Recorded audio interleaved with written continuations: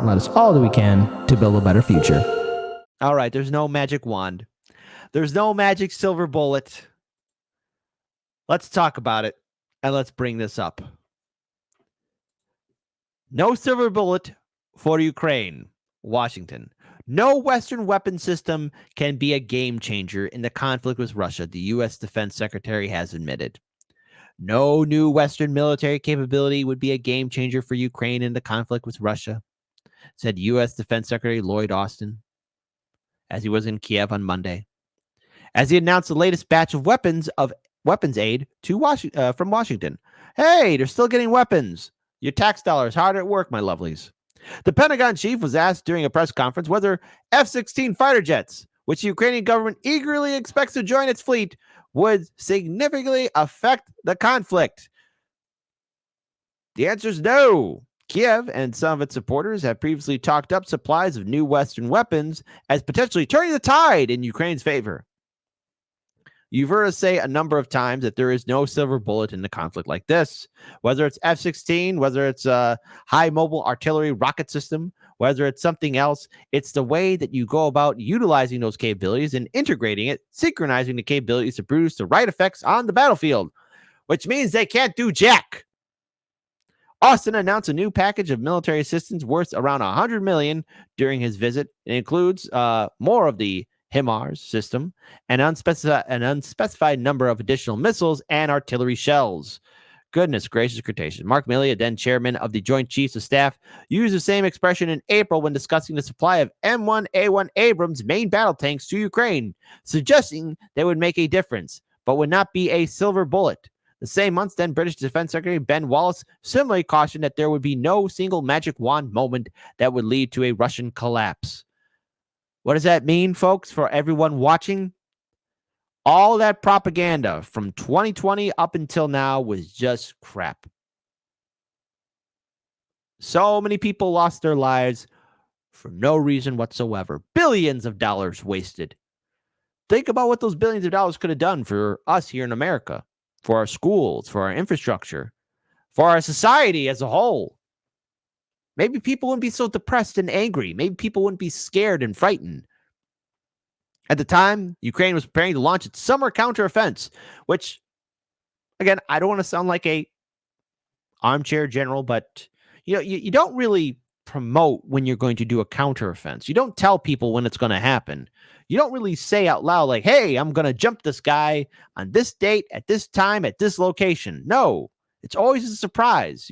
You keep it hush-hush. During which it hoped to use Western weapons to breach Russian defenses and retake land claimed by Kiev. Then the campaign failed to achieve any significant territorial gains and has cost Kiev over 90,000 troops by the end of October, according to Russian Defense Ministry Sergei Shoigu. Ukraine President Zelensky complained in an interview last week that the 31 Abrams tanks delivered to Kiev between September and October were too few to play any meaningful role on the battlefield. And there's an article here. U.S. Abrams tanks made no difference from Zelensky. No difference whatsoever. Russia described Austin's recent arrival in Kiev as a mission of moral support. And Anatoly Atavi, Moscow's ambassador to Washington, said the Pentagon's chief aid announcement was nothing more than a sedative pill prepared by overseas benefactors for Zelensky. The envoy further claimed that the Ukrainian government was on the brink of complete collapse. And as we have seen in the show before, we played the video of Zelensky sounding like a guy in front of a gas station. Hey, give me that $20 and I'll be great, man. Well, here.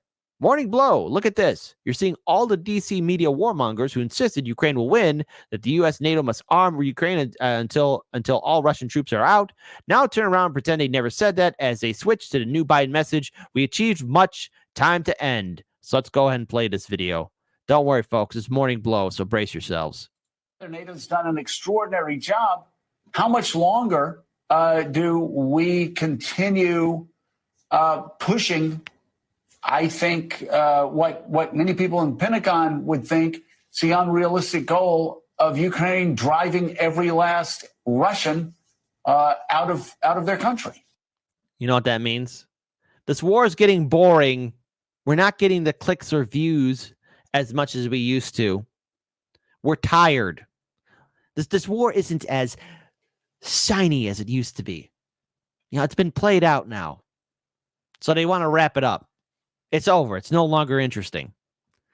And that also means, too, that maybe all the stocks that our politicians invested in before the war started, well, turns out they might not be a good investment. And maybe many of them are starting to sell them now because the war isn't as profitable as it used to be. And Zelensky really isn't making a strong case. And it turns out it's been one big waste of time. People died for nothing. Exactly the right question, Joe. And what concerns me is when people get disillusioned and increasingly come to where you and I are, that as desirable as it is, it's simply not feasible. They're going to increasingly say, and we're hearing it in the House, we're hearing it in parts of Europe, why should we keep doing this? We're already stretched. We're trying to support Israel. We're worried about Taiwan.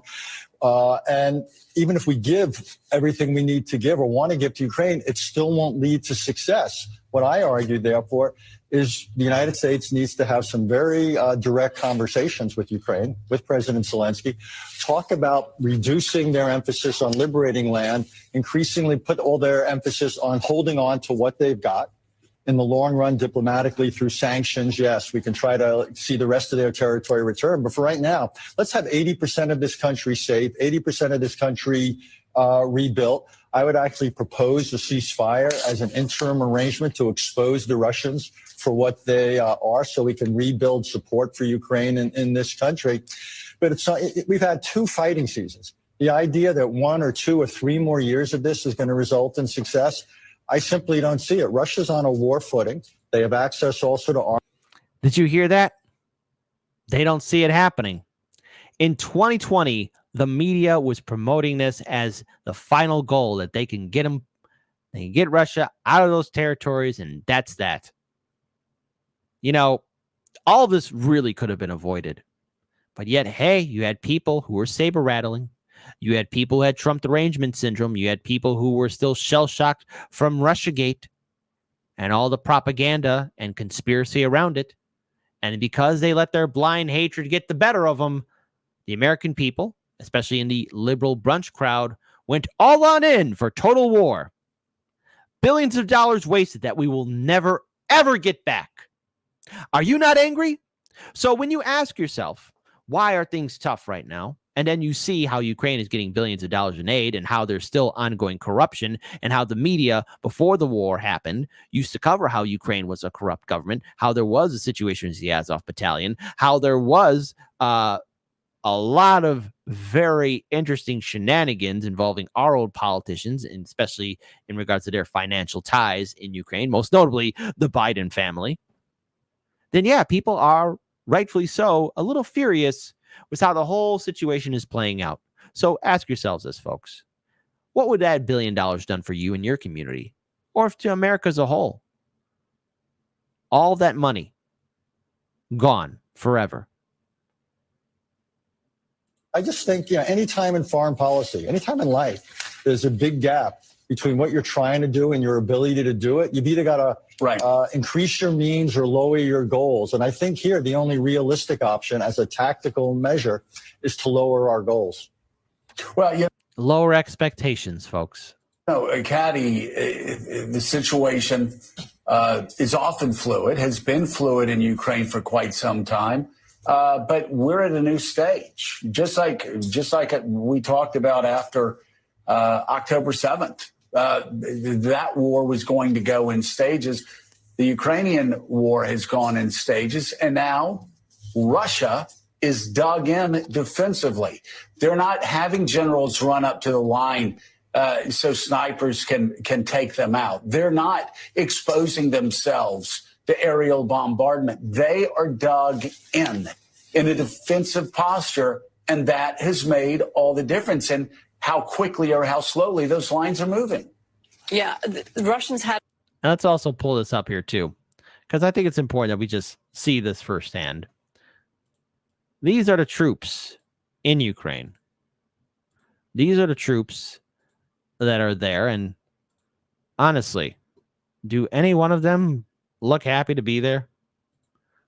This is that one event.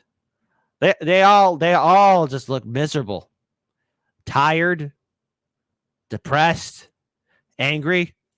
Now I'm going to mute the sound because, music copyright. Well, look, there you go. A lady there singing. She's happy, singing. But does anybody seem to notice? They're all on the ground, just in the room. Some looking at their cell phone. Some looking at the ground. Some taking a nap. Probably some just happy to be in a warm room. Who knows? And of course, here's their leader, where he's just asking for money. If you can't give us some financial support, okay, please give us a credit and we will give you back money. Continuing on. Was preparing this offensive to build those defensive lines with trenches and landmines and making it very difficult for the Ukrainians to push through. I was told recently that the Ukrainians have only taken back 0.25% of the land that Russia took in the east of the country. That is nothing, and clearly not nearly enough to persuade policymakers up on Capitol Hill that it's worth carrying on funding them. Now, the Europeans are actually now matching the Americans when it comes to military spending on Ukraine, but they wouldn't be able to pick up all of the slack. I guess the only question with what you're proposing, Richard, is that would that then look like victory for Vladimir Putin? I mean, effectively, he'll be able to sell that, and he will sell that as victory back at home. But even if we step back with a more objective eye and think, well, okay, so they didn't take Kyiv, but they took a big chunk of the country in the east, and was this an indication that the Russians actually won effectively?